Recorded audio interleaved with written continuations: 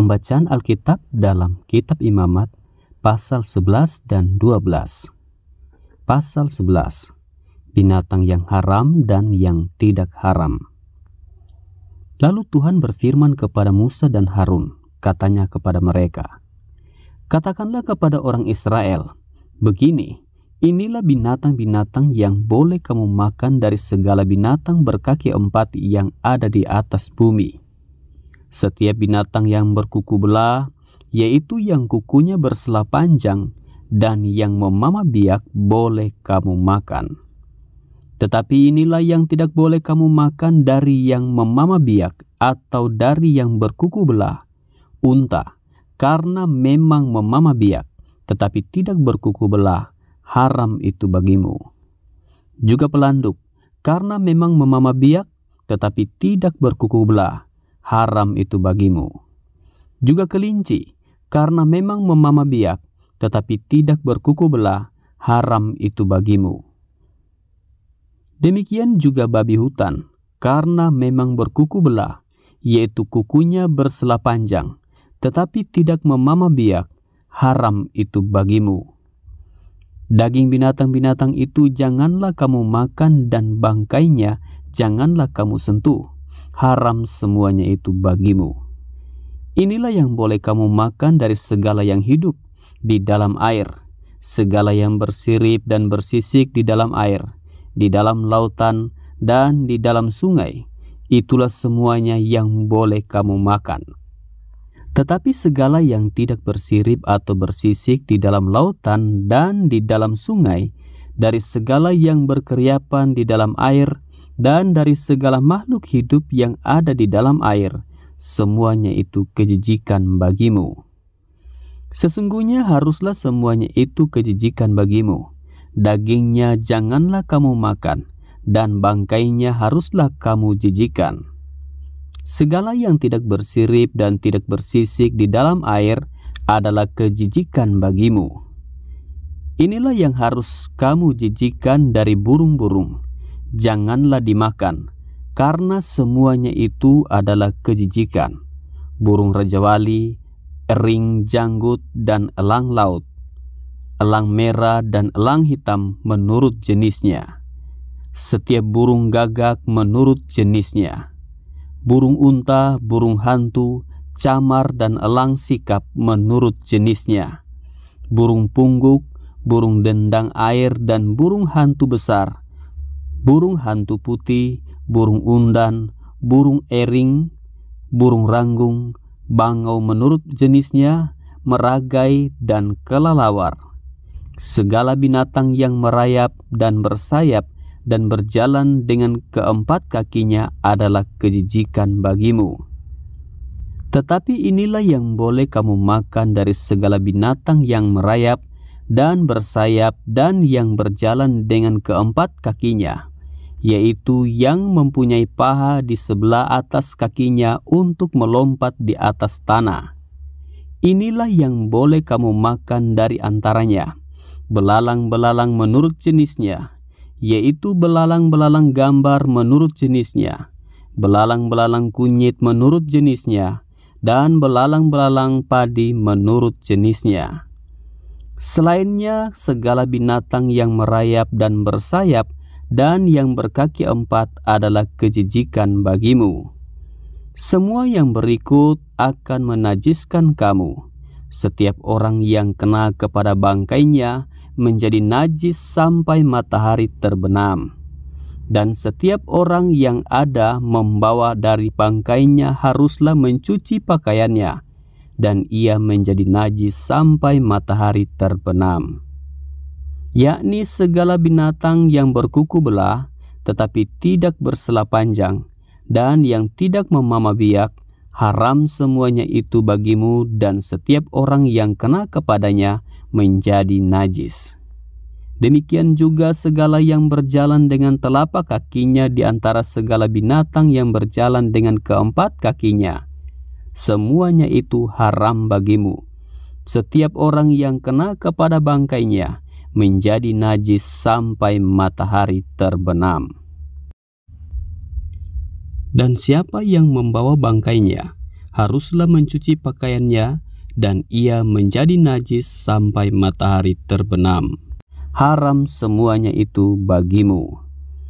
Inilah yang haram bagimu di antara segala binatang yang merayap dan berkeriapan di atas bumi, tikus buta, tikus, dan katak menurut jenisnya, dan landak, biawak, dan bengkarung, siput, dan bunglon. Itulah semuanya yang haram bagimu di antara segala binatang yang mengeriap. Setiap orang yang kena kepada binatang-binatang itu sesudah binatang-binatang itu mati, menjadi najis sampai matahari terbenam. Segala sesuatu menjadi najis. Kalau seekor yang mati dari binatang-binatang itu jatuh ke atasnya, perkakas kayu apa saja atau pakaian atau kulit atau karung, setiap barang yang dipergunakan untuk sesuatu apapun, haruslah dimasukkan ke dalam air dan menjadi najis sampai matahari terbenam, kemudian menjadi tahir pula. Kalau seekor dari binatang-binatang itu jatuh ke dalam sesuatu belanga tanah, maka segala yang ada di dalamnya menjadi najis, dan belanga itu harus kamu pecahkan. Dalam hal itu, segala makanan yang boleh dimakan, kalau kena air dari belanga itu menjadi najis, dan segala minuman yang boleh diminum dalam belanga seperti itu menjadi najis. Kalau bangkai seekor dari binatang-binatang itu jatuh ke atas sesuatu benda, itu menjadi najis. Pembakaran roti dan anglo haruslah diremukan, karena semuanya itu najis dan haruslah najis juga bagimu. Tetapi mata air atau sumur yang memuat air tetap tahir, sedangkan siapa yang kena kepada bangkai binatang-binatang itu menjadi najis. Apabila bangkai seekor dari binatang-binatang itu jatuh ke atas benih apapun yang akan ditaburkan, maka benih itu tetap tahir. Tetapi apabila benih itu telah dibubuhi air, lalu ke atasnya jatuh bangkai seekor dari binatang-binatang itu, maka najislah benih itu bagimu. Apabila mati salah seekor binatang yang menjadi makanan bagimu, maka siapa yang kena kepada bangkainya menjadi najis sampai matahari terbenam.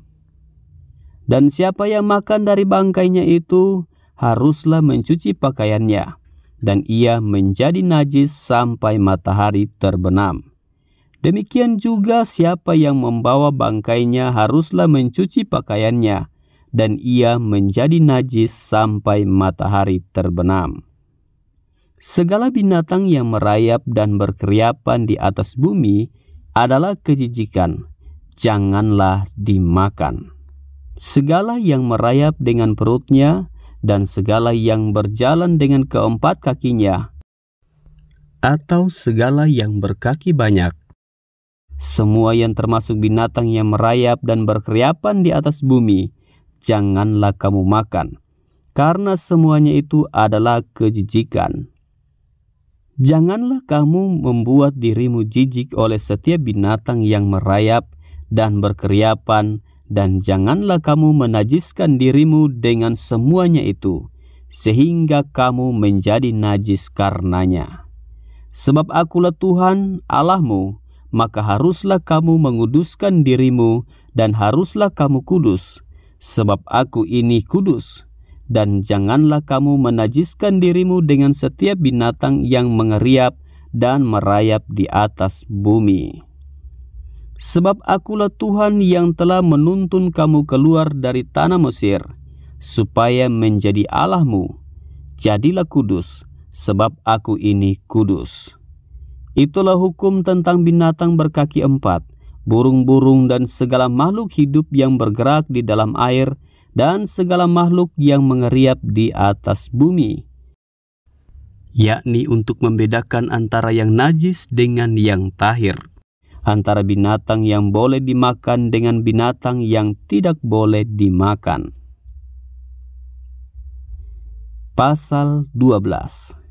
Pentahiran sesudah melahirkan anak.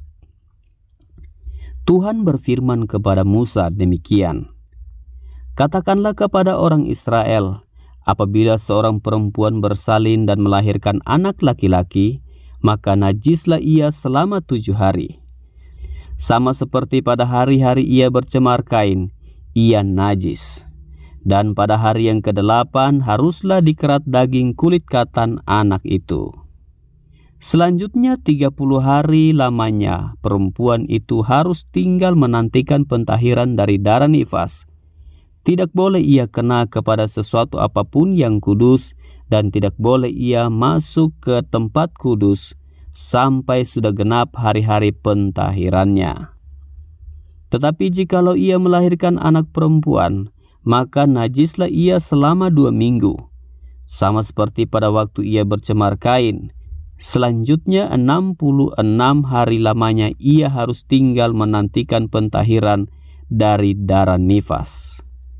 Bila sudah genap hari-hari pentahirannya, maka untuk anak laki-laki atau anak perempuan haruslah dibawa seekor domba berumur 1 tahun sebagai korban bakaran, dan seekor anak burung merpati atau burung tekukur sebagai korban penghapus dosa ke pintu kemah pertemuan, dengan menyerahkannya kepada imam.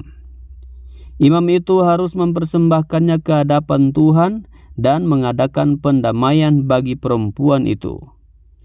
Demikianlah perempuan itu ditahirkan dari leleran darahnya. Itulah hukum tentang perempuan yang melahirkan anak laki-laki atau anak perempuan. Tetapi jikalau ia tidak mampu untuk menyediakan seekor kambing atau domba, maka haruslah ia mengambil 2 ekor burung tekukur atau 2 ekor anak burung merpati, yang seekor sebagai korban bakaran dan yang seekor lagi sebagai korban penghapus dosa. Dan imam itu harus mengadakan pendamaian bagi perempuan itu, maka tahirlah ia.